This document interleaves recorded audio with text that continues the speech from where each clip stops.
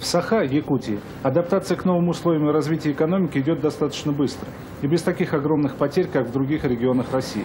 Обвального спада производства, прежде всего в алмазы и золотодобыче, удалось избежать.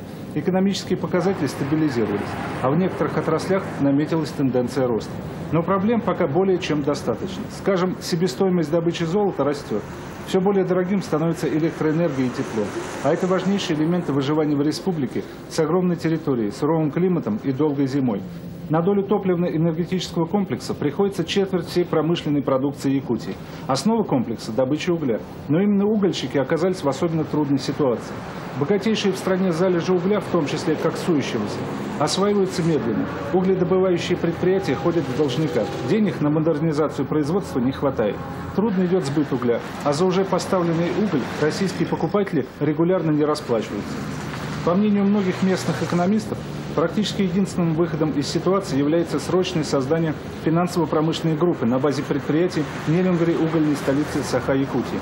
В группу включаются госпредприятия «Якутуголь», Фонд управления госимуществом при правительстве республики, Нерюнгри-банк, Якутуглестрой, администрация города Нерюнгри, энергетические предприятия, отделение железной дороги.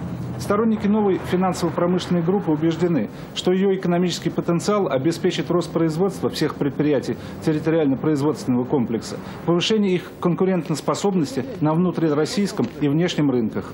Вот это все как раз даст возможность сделать мощный рывок вперед и создать нормальные условия жизни.